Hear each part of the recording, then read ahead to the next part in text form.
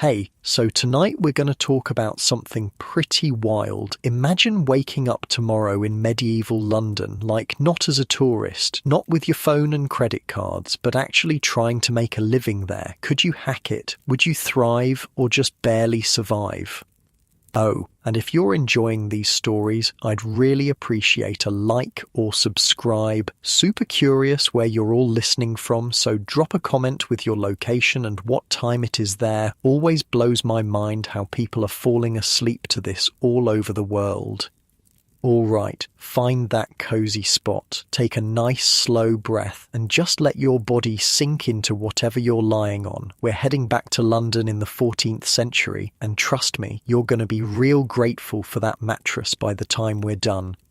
So, congratulations. You just woke up in medieval London. The year is 1348, and you're lying on a straw-filled mattress. Not the plush memory foam you're used to, but a lumpy sack stuffed with straw that pokes you in weird places. There's a scratchy wool blanket over you, and the whole room smells, well, let's just say interesting. Smoke from last night's hearth fire still hangs in the air. There's the unmistakable scent of the River Thames wafting through the cracks in your wooden shutters. And trust me, that's not a good thing. The Thames in medieval London was basically an open sewer. And then there's the earthy smell of the straw beneath you, which gets changed maybe once a season if you're lucky. Your ears pick up the sounds of a city already awake, a rooster somewhere nearby, the clop of horse hooves on dirt streets, and voices, so many voices, merchants already calling out their wares, the bells of St. Paul's Cathedral ringing prime, the first prayer service of the day. It's around 6 a.m. and London is already buzzing. You sit up, your back complaining about that lumpy mattress, and look around this tiny room. If you're lucky, you've woken up in a craftsman's house, a narrow timber-framed building that rises 2 or 3 stories high. The ground floor might be a workshop where you'd practice whatever trade you've magically acquired in this time travel adventure. The upper floors would be for sleeping and living. So, that's the good news. You have a roof over your head and possibly a trade. The bad news? Well, you've arrived in London in 1348, which happens to be the year the Black Death first hit England. About half the population is going to die in the next few years. But hey, if you survive, wages are going to go way up due to the labour shortage. So there's that. You swing your legs off the bed and your bare feet touch the packed earth floor. No hardwood, no tile, just dirt, maybe with some rushes scattered on top if you're doing all right for yourself. It's cold, it's damp, and you're hungry. Let's talk about what your breakfast options might be in medieval London. Forget coffee, forget your avocado toast. The average Londoner in the 14th century started their day with a chunk of bread and maybe some ale. Yes, ale for breakfast. Water wasn't trusted, for good reason given how polluted it often was. Weak ale was the everyday drink consumed by everyone, including children. The bread would be coarse and heavy, made from maslin, a mix of wheat and rye. If you're poor, your bread might be even rougher, made from barley or oats, and it would be dark. The white bread we take for granted was a luxury only the wealthy could afford. If you're doing well, you might have a bit of cheese with that bread. If you're doing very well, maybe an egg or some salted fish. But for most Londoners, it was bread and ale, day in and day out. You chew your dense bread, washing it down with room temperature ale that tastes nothing like modern beer. It's weaker, for one thing, cloudier, less carbonated, and flavoured with herbs instead of hops, but it does the job of waking you up and filling your belly. Now you need to figure out how to make a living in this strange, smelly, vibrant city. The first thing to understand about making a living in medieval London is that it was a city ruled by guilds. These weren't like modern unions, they were more like clubs or brotherhoods that controlled who could practice certain trades, set standards for quality, and maintain monopolies in their particular crafts. By the mid-14th century, London had over 100 different guilds, and if you wanted to work in most trades, you needed to be a member of the appropriate guild. Some of the major ones included the mercers, cloth merchants, grocers who sold spices and other goods in bulk, drapers who sold cloth retail, fishmongers, goldsmiths, skinners, merchant tailors, haberdashers, salters, ironmongers, vintners, and cloth workers. Each guild jealously guarded its monopoly. If you tried to set up shop as, say, a goldsmith without being a member of the Goldsmiths Guild, you'd find yourself in trouble real fast. Guild members would report you, and you could face fines or even imprisonment. So, how do you join a guild? Well, there were three main paths: apprenticeship, patrimony, being the son of a guild member, or redemption, basically buying your way in if the guild allowed it. For most people, the journey began as an apprentice. Parents would pay a master craftsman to take their child, usually a boy, though some trades did accept girls, and teach them the trade. The apprentice would live in the master's house, receiving food, lodging and training in exchange for their labour. This arrangement typically lasted 7 years, though some trades required longer. As an apprentice, you'd start with the most basic tasks: sweeping the workshop, fetching materials, watching and learning. Gradually, you'd be trusted with more complex aspects of the craft. An apprentice blacksmith might start by just pumping the bellows, then move on to helping hammer out simple items before eventually learning to forge more complicated pieces. Apprenticeships weren't easy. The hours were long, dawn to dusk, 6 days a week. The work was often physically demanding, and masters had almost complete authority over their apprentices. Some were kind and fair, others were harsh taskmasters who used their apprentices as cheap labour.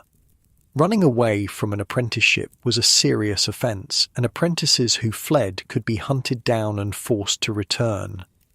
But if you stuck it out for those 7 long years, you'd become a journeyman. Now you could work for wages, either continuing with your master or finding employment with another craftsman. You weren't yet a full member of the guild. That status, known as becoming a freeman or gaining the freedom of the city, usually required creating a masterpiece to prove your skill, paying a fee, and being accepted by the existing members. Once you became a freeman, you could open your own shop, take on apprentices of your own, and participate in guild governance. The most successful guild members might eventually become part of the livery, the elite of the guild who wore special clothing, livery, and wielded significant economic and political power in the city. This guild system created a relatively stable social structure with clear paths for advancement, but it also excluded many people. Women were generally limited to certain trades like brewing, silk making, or various aspects of the textile industry. Immigrants faced barriers to guild membership, and the poor often couldn't afford the fees associated with apprenticeship or guild membership. So, what if you weren't in a guild? What were your options for making a living in medieval London? You could work as unskilled labour. The city always needed porters to carry goods, labourers to help with construction, or servants in wealthy households. These jobs paid poorly. A labourer might make 2 to 3 pence per day compared to a skilled mason who could earn 6 pence or more. But they required no special training or guild membership.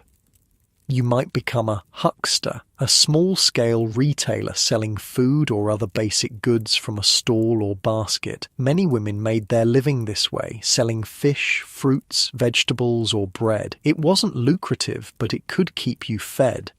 If you had a bit more capital, you could try your luck as a brewer or baker. These trades were less tightly controlled than many others, partly because the city needed lots of bread and ale to feed its growing population. Brewing, in particular, was often a female occupation in the early medieval period, though by the 14th century it was becoming more male-dominated as it became more commercialized. For those with education, there were opportunities as clerks, scribes, or teachers. The church also offered career paths from parish priests to monks and nuns, and the growing royal bureaucracy needed literate administrators, or you could turn to less reputable professions. Medieval London had its share of beggars, thieves, prostitutes, and con artists. The city's criminal underworld offered quick money for those willing to risk harsh punishments if caught. As you ponder these options, standing in your small timber-framed house, your stomach growls again. That bread and ale breakfast only goes so far. You need to get out into the city and figure out how you're going to earn your daily bread, quite literally. You pull on the clothes you find in a wooden chest. No closets in medieval London, just chests or pegs on the wall for your limited wardrobe. For a working person, that wardrobe would be simple. A linen shirt or shift as your undergarment, wool hose or stockings for your legs, a wool tunic or gown as your main garment, and maybe a hood or hat. Leather shoes, if you can afford them, or perhaps wooden clogs. Nothing has zippers, elastic, or synthetic fabrics, of course. Everything is secured with laces, buttons, or pins. Dressed in your itchy wool clothing, you step outside into the narrow, winding streets of London, and immediately you step in something unpleasant. There are no sewers in medieval London, no regular trash collection. People simply throw their waste into the streets, where it mixes with animal droppings from the horses, pigs, and dogs that roam freely. The stench is overwhelming at first, though you'll eventually get used to it. Everyone does. The streets themselves are narrow, sometimes just a few feet wide, and twist unpredictably. There's no grid system here. The city grew organically over centuries, buildings packed tightly together, often overhanging the streets as each story juts out beyond the one below. This creates a dark, almost tunnel-like feel to many streets, with just slivers of sky visible overhead. But despite the dirt and darkness, the streets are alive with activity. Merchants call out their wares, apprentices dash on errands, craftsmen work in open-fronted shops, giving you glimpses of bakers sliding loaves into ovens, blacksmiths hammering at glowing metal, or tailors stitching fine garments.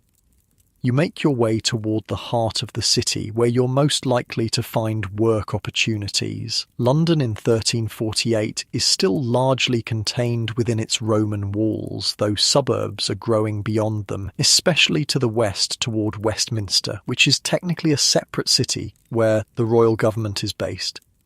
Within the walls, the city is divided into wards and parishes, each with its own character. Cheapside is the main market street, lined with shops selling luxury goods. Around the massive Gothic bulk of St. Paul's Cathedral, you'll find booksellers and scribes. Near the river are the wharves, where ships unload goods from across England and beyond. Wool, wine, timber, furs, spices, and countless other commodities. The Thames itself is the city's main highway, crowded with boats of all sizes, from tiny rowboats to larger vessels that ply the river carrying goods and passengers. London Bridge, the only bridge across the Thames in the city, is a marvel, lined with shops and houses that make it feel more like a street than a bridge. As you wander these bustling streets, you notice that many areas are dedicated to specific trades. Street names reflect this specialization: Bread Street, Milk Street, Fish Street, Ironmonger Lane, Threadneedle Street. This clustering of similar businesses wasn't just tradition. It was enforced by guild and city regulations which required certain trades to operate in designated areas. You pass through the shambles where butchers slaughter animals and sell meat. The street runs with blood and offal, and the smell is intense. Nearby you see tanners working with hides, another smelly profession that uses urine and dog feces in the tanning process. These noisome trades were often pushed to the city's edges to minimise their impact on other residents. In contrast, you also pass goldsmith shops displaying dazzling jewellery and fine plate, or drapers selling colourful imported silks alongside local woolens. The wealth on display in these establishments is staggering, a reminder of the vast inequality in medieval society. Speaking of inequality, as you walk, you notice the stark differences in how people are dressed. The wealthy merchant in his fur-trimmed gown and fashionable pointed shoes, the respectable craftsman in a good quality but plain wool tunic, the labourer in patched, faded clothing, and the truly poor in ragged garments that might once have been owned by someone far wealthier. In medieval London, you could tell someone's social status at a glance just by what they wore. You also notice something else. Everyone seems to be working, children as young as 7 serving as apprentices, old men and women still plying their trades as long as their hands remained steady enough. Medieval London had no retirement plans, no social security. You worked until you couldn't, and then you relied on family or charity. The bells of the city's many churches mark the hours, dividing the day into segments for prayer, but also serving as timekeepers for labour. Work begins at prime, around 6 a.m, and continues until vespers, around 6 p.m, with breaks for meals. It's a long workday by modern standards, though the pace might be less frantic than what you're used to. There's no assembly line speed here, no productivity algorithms tracking your output. But there's also no paid vacation, no weekends off, just Sundays and the numerous saints' days and festivals that punctuate the medieval calendar. As noon approaches, your stomach reminds you that it's been hours since that meagre breakfast. The smell of cooking food drifts from cookshops and taverns for those who can't cook at home, which includes many Londoners living in single rooms without private kitchens. These establishments provide ready-made meals. Your mouth waters at the aroma of meat pies, stews, and roasting meats. But can you afford them? That depends on what kind of work you've found in this medieval city. If you're a common labourer carrying goods at the wharves or helping on a construction site, you might earn 2 to 3 pence per day. A loaf of bread costs about half a penny. A gallon of ale, which isn't as much as it sounds since everyone drinks ale instead of water, costs 1 to 2 pence, depending on quality. A decent meal at a cookshop might cost you a penny, so you could survive on your wages, but you'd have little left over after covering basic food, rent, and clothing. As a skilled craftsman, a mason, carpenter, or metalworker, you could earn 5 to 6 pence per day or more. This would allow for a more comfortable existence with better food, clothing, and housing. You might rent a whole house rather than just a room, eat meat regularly rather than just on special occasions, and even save a little if you're careful. The real money, though, is in trade and commerce. Successful merchants dealing in wool, wine, spices, or luxury goods could become tremendously wealthy. The richest merchants might own multiple properties, wear silk and fur, eat exotic imported foods, and wield significant political power through their guild connections and loans to the crown. But that kind of success usually required capital to start with, and also luck, connections, and business acumen. For most newcomers to London, like you, the path would begin much more humbly. As you consider your options, you shift a little, finding that perfect spot in your bed. Your muscles relax, settling deeper into comfort while you drift through the crowded streets of medieval London, watching craftsmen at work in their shops. A carpenter planes a piece of oak, curls of wood falling to the packed earth floor. The steady rhythm of his work continues as you move past his shop. Your footsteps fall into the same comforting cadence, tap, tap, scrape, as you explore further into the warren of streets that make up London's craft districts. You notice that most workshops are small, just a master working with maybe 1 or 2 journeymen and an apprentice or 2. Mass production doesn't exist here. Everything is made by hand, piece by piece, with techniques passed down through generations. There's beauty in this slow, methodical approach to creating things. No rush, just steady, focused work. Your attention is drawn to a cluster of buildings where the air shimmers with heat. This is Smithfield, where metalworkers of all kinds ply their trade. The constant ringing of hammers on anvils creates a strange music that echoes through the narrow streets. Sparks fly as a blacksmith shapes a piece of glowing iron, his face shiny with sweat despite the cool spring air. "Need work, do you?" the blacksmith calls out, noticing your interest. He's a barrel-chested man with arms like tree trunks and a beard singed in several places. "My apprentice ran off last week, couldn't handle the heat." He laughs at his own joke, a booming sound that matches the rhythm of his hammer. And just like that, you're faced with your first potential job opportunity in medieval London. But before you can answer, let's consider what working as a blacksmith's apprentice would actually mean. Blacksmiths were essential craftsmen in medieval society. They made everything from nails and hinges to tools, weapons, and armour. The trade was respected and relatively well paid. A master blacksmith could earn 4.5 pence per day. Not wealthy, but comfortable by medieval standards. But the work was brutally hard. The heat of the forge was intense, especially in summer. Burns and injuries were common. The physical demands, swinging heavy hammers, moving metal and coal, meant blacksmiths needed tremendous strength and stamina. And while the apprenticeship offered food, lodging, and valuable training, it meant 7 years of serving essentially as the blacksmith's property, with little freedom and no wages.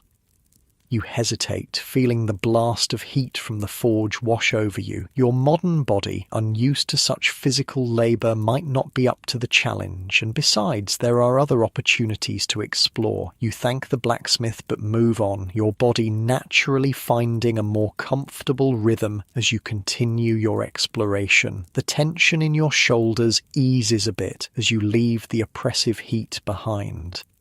Next, you find yourself in a different district where the air is filled with a very different smell, the yeasty aroma of brewing ale. Medieval London was dotted with brew houses, many run by women known as alewives or brewsters. Brewing was one of the few trades where women could achieve some independence and financial success. You pause outside a modest building where a woman is supervising the transfer of a golden liquid from a large copper vat into wooden barrels. Steam rises in the cool air, carrying that distinctive malty scent. "Looking for work?" she asks, wiping her hands on her apron. "I could use another pair of hands. My daughter's with child and can't lift the barrels anymore." Brewing might be a better option for your modern sensibilities. The physical demands, while still significant, aren't quite as brutal as blacksmithing, and the brewing industry had several advantages in medieval London. For one thing, everyone drank ale, men, women, even children. Water was often unsafe, and ale provided both hydration and calories. A typical medieval person might consume a gallon of weak ale per day. That meant steady demand for brewers' products. Additionally, brewing required relatively little specialized training or equipment to get started, making it accessible to newcomers. Many households brewed their own ale for personal consumption, but commercial brewing could be profitable, especially if you developed a reputation for quality. The downside, by the 14th century, brewing was becoming more regulated and commercialized. The older pattern of small-scale brewing by alewives was giving way to larger operations run by male brewers organized into guilds. Competition was increasing, and profit margins could be slim. Still, working for an established brewster would provide immediate income and valuable skills.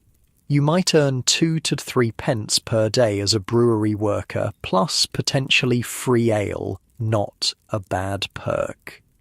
As you consider this option, you feel your feet settling more comfortably on the packed earth of the street. Your breathing naturally slows to match the rhythmic bubbling of the brewing vats, but there are still more possibilities to explore. You thank the brewster and continue on your way. The next street you turn down is alive with colour and the soft rustle of fabric. This is the domain of London's textile trades, a major economic engine of medieval England. Wool was the country's primary export, and cloth production employed countless people in a complex chain from raw wool to finished garments. You pass shops where dyers work with great vats of coloured liquid, transforming plain cloth into vibrant hues. The smell is pungent. Many dyes used urine as a fixative, but the results are beautiful. Blues from woad, reds from madder, yellows from weld, and dozens of other colours created through careful combinations and processes. Nearby, weavers work at looms, the shuttle flying back and forth with hypnotic regularity. Spinners twist wool into thread, their fingers moving with practiced precision. Fullers stomp on wet cloth to clean and thicken it, while shearmen use giant scissors to trim the nap to an even length. These textile crafts were organised into various specialised guilds, each jealously guarding its particular part of the process. The work was less physically demanding than blacksmithing or brewing, but it required dexterity and attention to detail. A weaver notices your interest and beckons you closer. "Ever worked a loom?" he asks, not pausing in his work. When you shake your head, he nods thoughtfully. Could still use help, though, carrying cloth, running errands, learning the trade bit by bit. Proper apprenticeship would be 7 years, but if you're quick to learn... The textile industry offers yet another possibility. As an unskilled assistant, you might earn only 1-2 pence per day to start, but there would be clear paths for advancement if you showed aptitude, and the demand for cloth was reliable. Everyone needed clothing, from the simplest shift to the most elaborate ceremonial robes. The steady back and forth movement of the loom is almost hypnotic. You find yourself swaying slightly in time with it, your muscles relaxing into the gentle rhythm. There's something soothing about the repetitive nature of the work, despite its complexity. But before you can decide, your stomach growls loudly, reminding you that it's well past midday and you still haven't eaten. The morning's bread and ale are long gone. You need to find food, and that means spending some of the few coins you've discovered in your pocket. This gives you a perfect opportunity to experience another aspect of making a living in medieval London, the food trades. Following your nose, you soon find yourself in a street lined with cookshops. These are essentially the fast food joints of medieval London, places where prepared food could be purchased for immediate consumption. They catered especially to single people, travellers and workers who lacked cooking facilities in their lodgings. The tantalizing smells make your mouth water. Meat pies with flaky crusts, pottage, thick stews of vegetables and grains, sometimes with small amounts of meat for flavour, fresh bread still warm from the oven, fish both fresh from the Thames and preserved with salt. You approach a stall where a ruddy-faced woman is selling small meat pies. "Penny each," she says briskly. "Fresh made this morning. Pork and onion." You hand over one of your precious pennies and receive a small, still warm pie in return. Finding a relatively clean spot to sit against a wall, you bite into your lunch. The crust is coarser than modern pastry, made with maslin flour, a mix of wheat and rye. The filling is simple but flavourful, seasoned with salt and what you think might be a hint of sage. As you eat, you observe the food sellers around you. Like brewing, food preparation was often a female occupation in medieval London. Women worked as bakers, brewers, fishmongers and poulterers. They sold fruits, vegetables, dairy products and prepared foods like your meat pie. These food trades offered reasonable opportunities for women to earn independent incomes, though rarely wealth. A successful cookshop owner might make 3 to 4 pence per day in profit after expenses, not enough to live luxuriously, but sufficient to maintain a modest household. The regulations around food were strict, however. The assize of bread and ale set prices based on grain costs. Bakers who sold underweight loaves could face public humiliation in the pillory. Food quality and honest measurement were taken seriously in a city where food scarcity was an ever-present concern.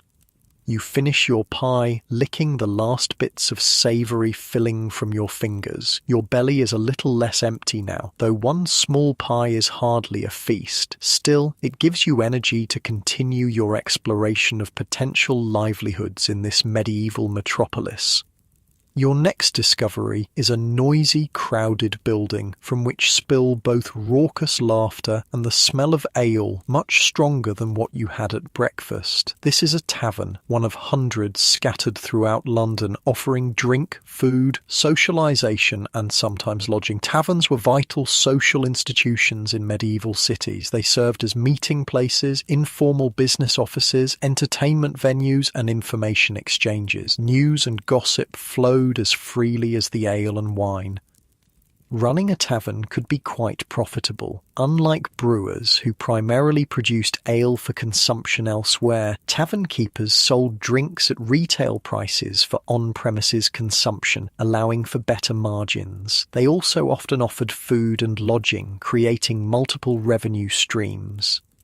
A successful tavern keeper in 14th century London might earn 6 to 8 pence per day or more, comparable to a master craftsman in a respected trade. But the business required capital to start. You'd need a suitable building, furnishings, stock, and usually employees.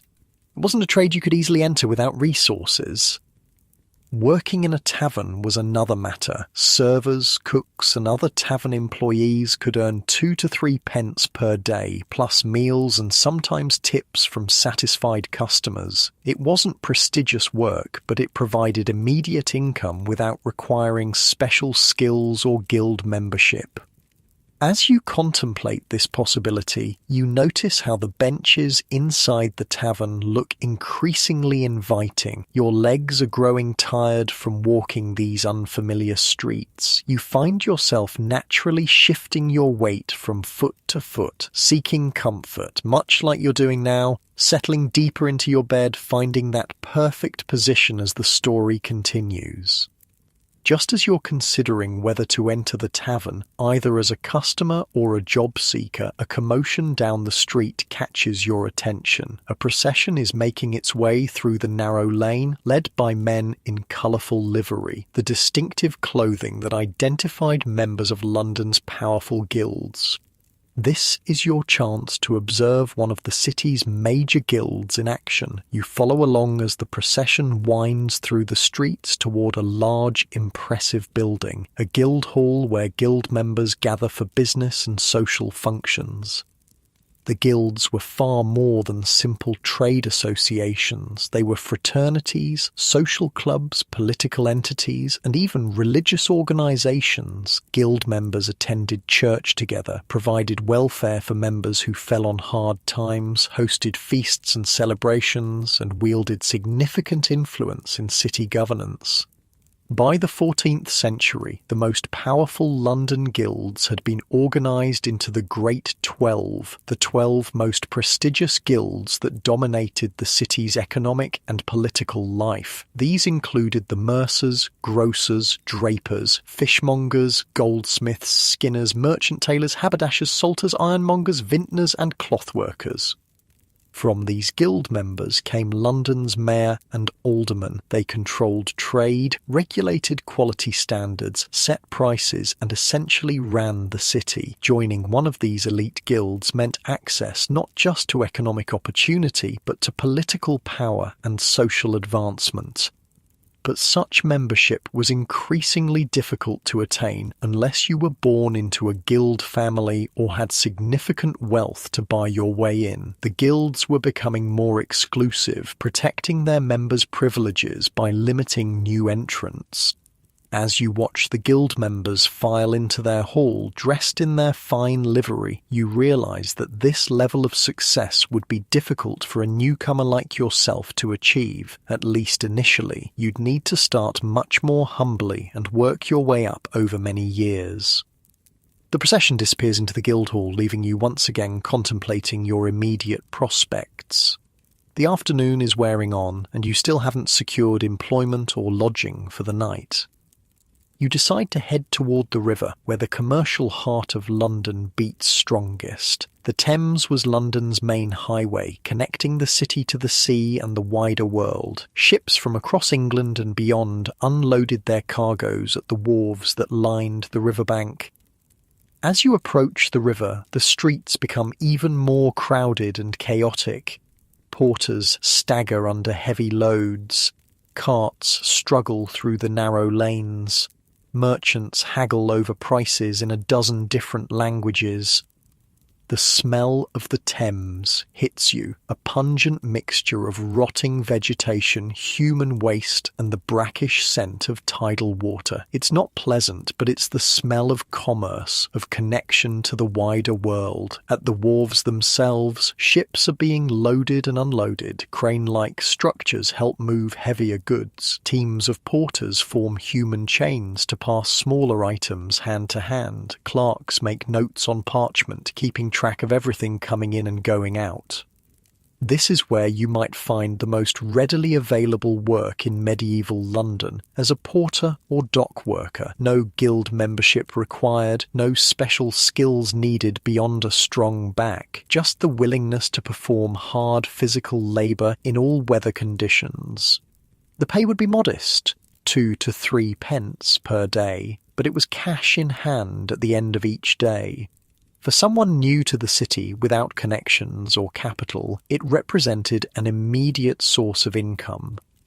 You approach a man who seems to be directing a group of porters unloading wool bales from a ship. "Looking for work?" you ask, trying to sound confident. He looks you up and down, assessing your physical capabilities. "Ever carried wool before?" When you shake your head, he shrugs. "Not difficult, just heavy. 4 pence for the day, paid when we finish, probably another 3 hours of work."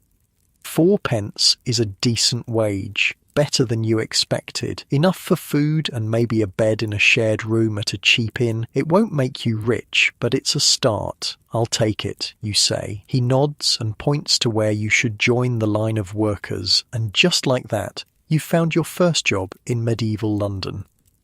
The work is indeed simple but exhausting. The wool bales weigh around 240 pounds each, requiring 2 men to carry them safely. Your modern muscles, unused to such labour, scream in protest. Your hands, softer than those of men who've done physical work all their lives, quickly develop painful blisters. But you persist, gritting your teeth against the discomfort. Each bale successfully moved is one step closer to earning those 4 precious pennies, one step closer to surviving your first day in this harsh but vibrant medieval world. As you work, you learn bits of information from your fellow porters. Good places to find cheap lodging. Which cook shops offer the best value? What other jobs might be available for unskilled workers like yourself? "Always need men at the shambles," says one, referring to London's meat market. "Bloody work, but steady.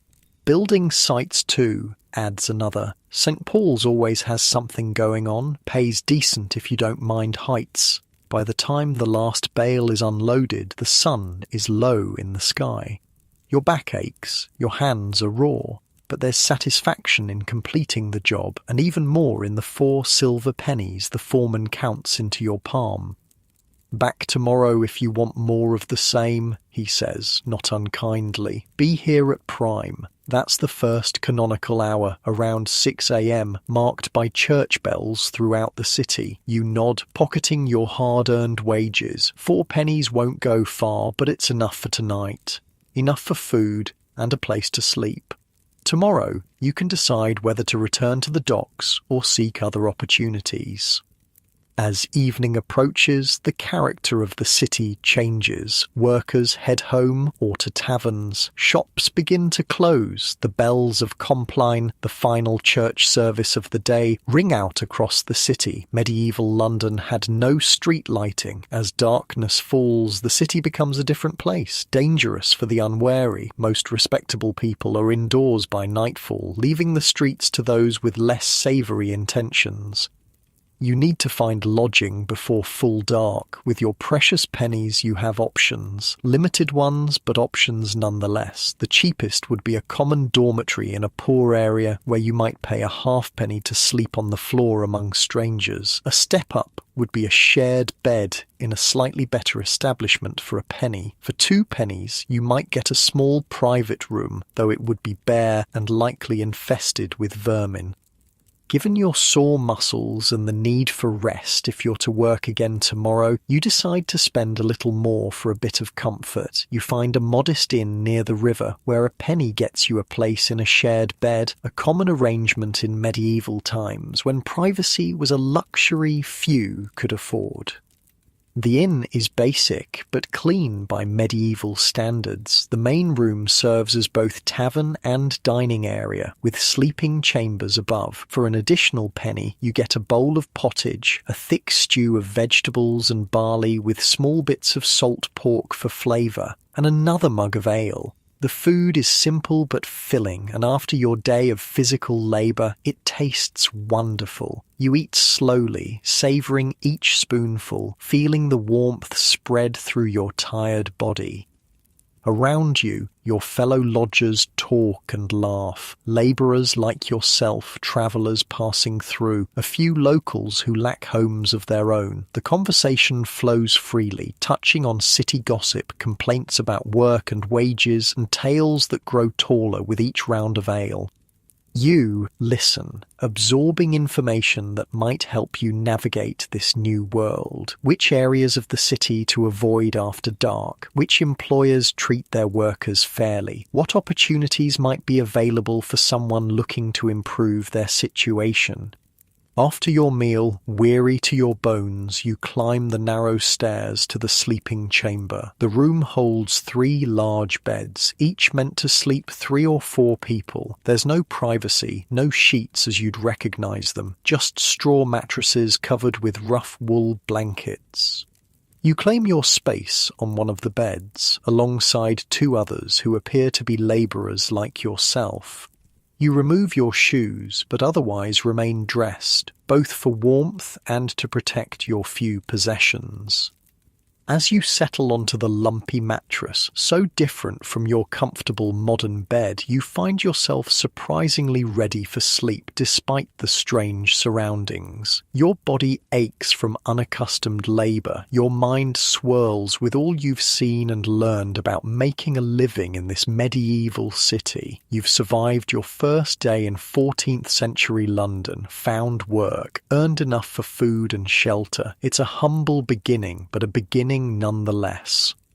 As you drift towards sleep in that crowded medieval inn, you feel your actual body settling deeper into your comfortable modern bed. Your muscles relax, releasing the tensions of the day, just as your medieval counterpart's tired body seeks rest after a day of hard labour. Your breathing naturally slows, deepening with each exhale as you continue to follow this journey through London's past, where tomorrow will bring new challenges and opportunities in the bustling streets where your breathing naturally slows, deepening with each exhale as you continue to follow this journey through London's past, where tomorrow will bring new challenges and opportunities in the bustling streets where life unfolds in ways both strange and familiar.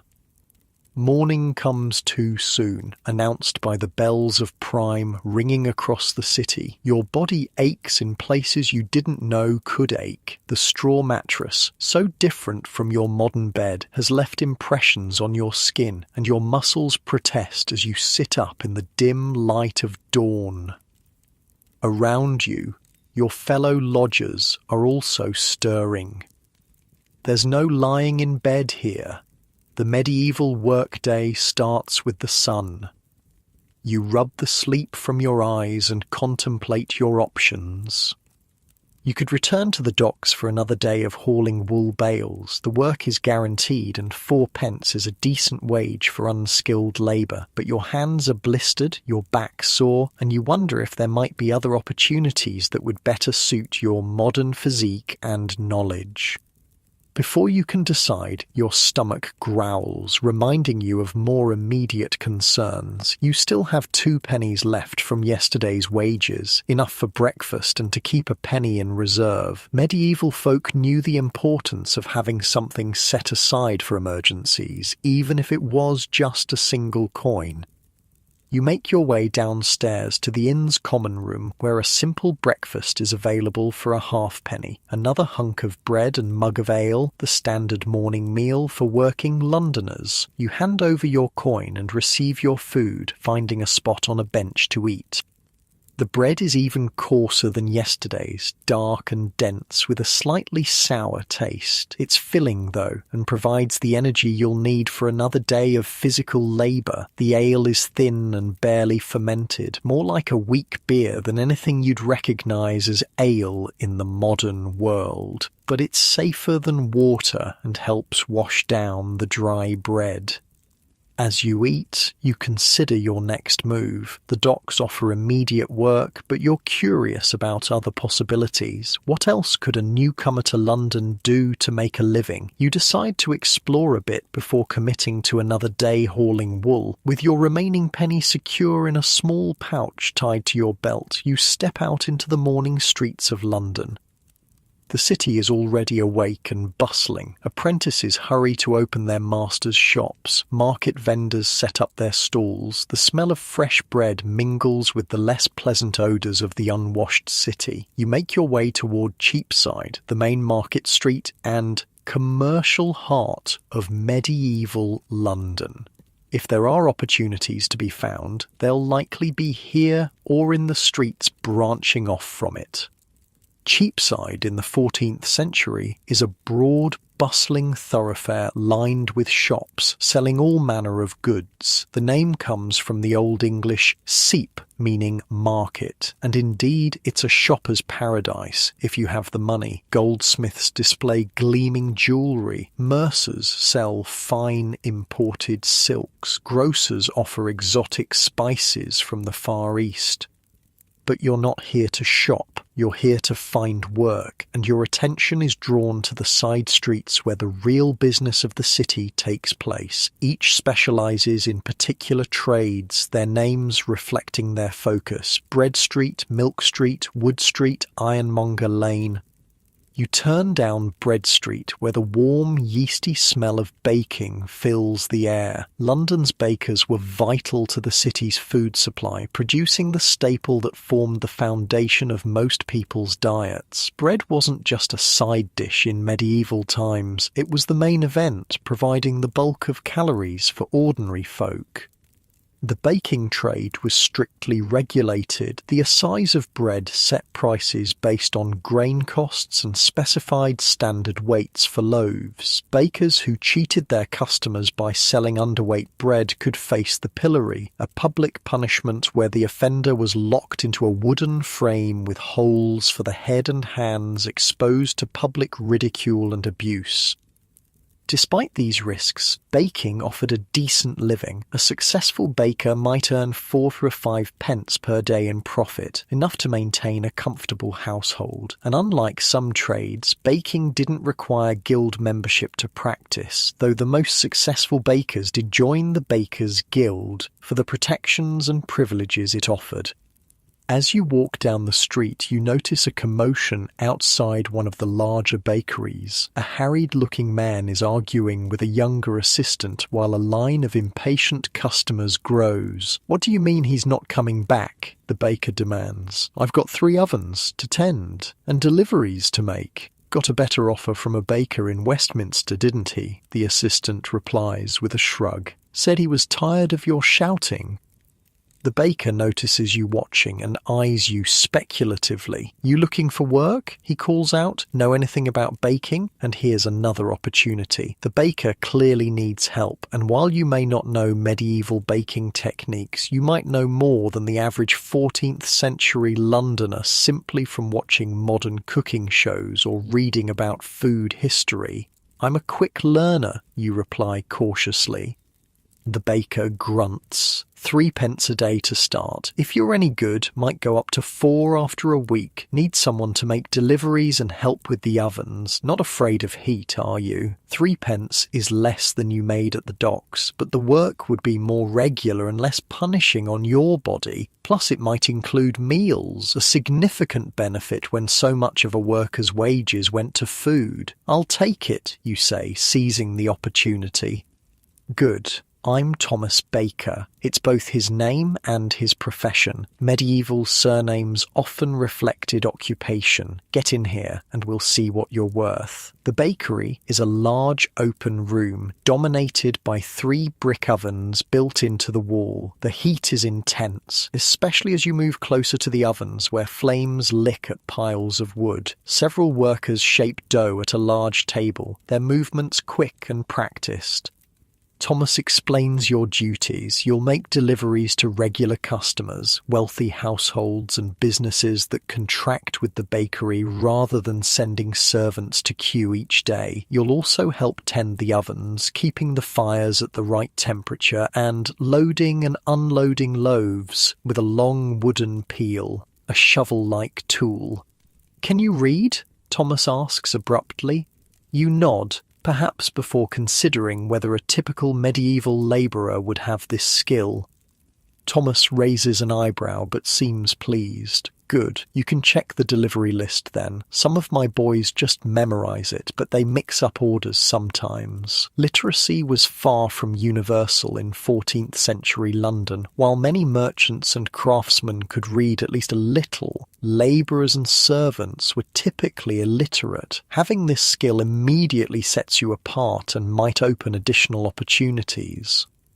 Your first task is to make deliveries. Thomas hands you a cloth sack filled with still warm loaves and a scrap of parchment with delivery addresses. The writing is in a cramped medieval hand that takes some effort to decipher, but you manage. "Don't dawdle," Thomas warns. "Bread's best warm and the customers know it. And watch for thieves. A sack of fresh bread is worth stealing in some parts of town."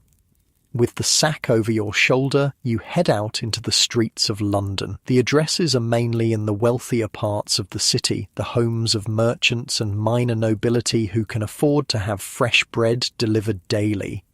As you make your deliveries, you get glimpses into these prosperous households. Some have you come to the kitchen door, where you're met by busy servants. Others have you enter through the main door into halls decorated with tapestries and furnished with carved wooden pieces that would be antique treasures in your time.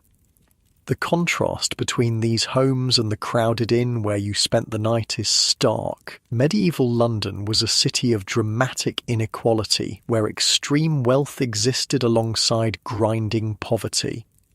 Your deliveries complete, you return to the bakery, where Thomas immediately puts you to work at the ovens. The heat is oppressive, making the docks seem pleasant by comparison. Sweat pours down your face as you learn to judge the temperature by the colour of the flames and the feel of the heat on your face. "Not too close," warns an older worker when you peer into an oven. Seen men lose their eyebrows that way, or worse. Baking was hazardous work. Burns were common. The constant exposure to flour dust caused respiratory problems. Fires could spread quickly in wooden buildings, and bakeries with their large ovens were frequent sources of citywide conflagrations. But there were compensations. As a baker's assistant, you're allowed to eat broken or imperfect loaves, a significant benefit when bread was the staple food. The work, while hot, isn't as physically punishing as hauling wool bales, and you're learning a valuable trade that could eventually lead to opening your own bakery. By the end of the day, you're exhausted but satisfied. Thomas counts out 3 silver pennies, your first day's wage. He seems pleased with your work. "Back tomorrow at dawn," he says. "If you're not afraid of the heat, I'll be here," you confirm, pocketing your wages. With 3 more pennies, you now have 4 in total, enough for another night at the inn, supper, breakfast, and still a penny to save. It's a small step toward financial security, but an important one. As you walk back toward your lodgings, you reflect on the day's experiences. Baking offers a stable living, but the conditions are harsh. Are there other trades that might better suit you? Your thoughts are interrupted by a commotion ahead. A crowd has gathered around a public notice being read aloud by a city official. You join the onlookers, curious about what's happening. "By order of the mayor and alderman," the official announces in a booming voice, "due to reports of a great mortality in parts east, all ships from affected ports are hereby quarantined for 40 days before any persons or goods may enter the city." A murmur runs through the crowd. You feel a chill despite the warm evening air. The great mortality can only be the Black Death, the devastating plague that ravaged Europe in the mid-14th century. Historical records indicate it reached England in 1348, exactly the year you found yourself in. The plague would eventually kill between 1/3 and 1/2 of London's population, but it would also perversely create economic opportunities for survivors. With labour suddenly scarce, wages rose dramatically. Surviving craftsmen could demand better terms. Social mobility increased as positions opened up in guilds and households decimated by the disease. This grim historical knowledge gives you a strange advantage. While others may flee the city in panic when the plague arrives in full force, you know that those who survive will enter a labour market transformed in workers' favour. For now, though, the disease is still just a distant threat. The immediate concern is continuing to establish yourself in medieval London's economy. The next morning, you return to the bakery as promised. Thomas seems mildly surprised. Perhaps he's used to new workers not returning after experiencing the heat of the ovens, but sets you immediately to work. This becomes your routine for the next several days. Rise at dawn, breakfast at the inn, work at the bakery until evening, return to your lodgings for supper and sleep. It's a simple life, but not an uncomfortable one. The work is steady, the pay reliable, and you're learning valuable skills.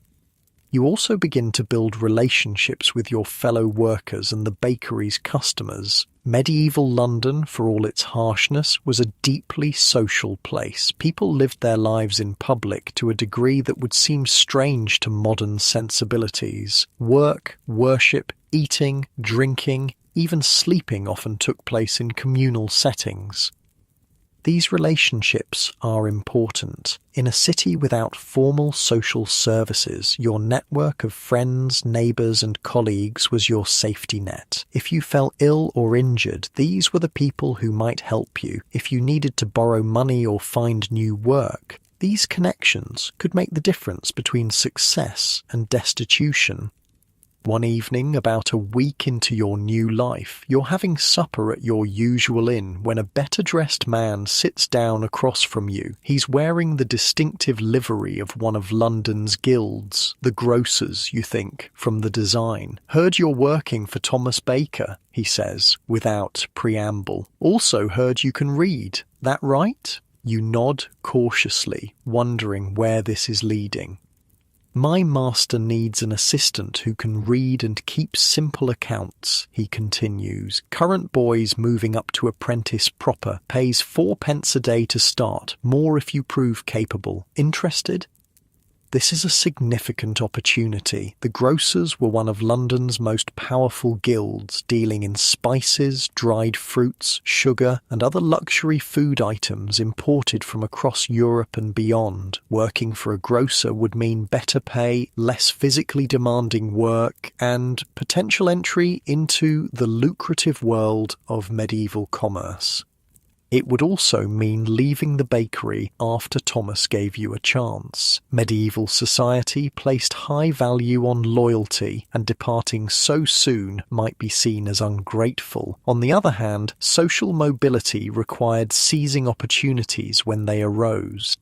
As you weigh this decision, you notice how the hard wooden bench of the inn has somehow become more comfortable as you've settled into it. Your body has grown accustomed to the physical demands of medieval life, finding ease even in circumstances your modern self would consider harsh. You shift slightly, muscles relaxing as you lean against the rough wooden wall, contemplating this new prospect while the warm glow of the hearth fire casts dancing shadows across the room where... Contemplating this new prospect while the warm glow of the hearth fire casts dancing shadows across the room where patrons talk in low, comfortable murmurs, their voices a gentle backdrop to your thoughts. I'd need to give Thomas notice, you say finally. He gave me a chance when I needed it. The man nods approvingly. Your sense of obligation, even to a short-term employer, reflects well on your character. Fair enough. Tell him John Peppertree asked after you. He'll understand. Come to the grocer's hall on Poultry Street when you've settled with him. Ask for Master Richard. With that, he rises and leaves you to finish your meal, the possibility of advancement turning over in your mind. The next morning, you approach Thomas with a mix of gratitude and apprehension. Medieval employment didn't involve 2 weeks' notice or formal resignation letters, but common courtesy and London's tight-knit business community meant that leaving on good terms was important. Grocers Guild, eh? Thomas says when you explain. He doesn't seem surprised or particularly upset. Good opportunity, better than baking if you've got the head for numbers. He gives you a shrewd look. You're different from most labourers that come through here. More educated. Wondered how long before someone noticed. He pays you your 3 pence for the day, even though you've only worked the morning. Tell Richard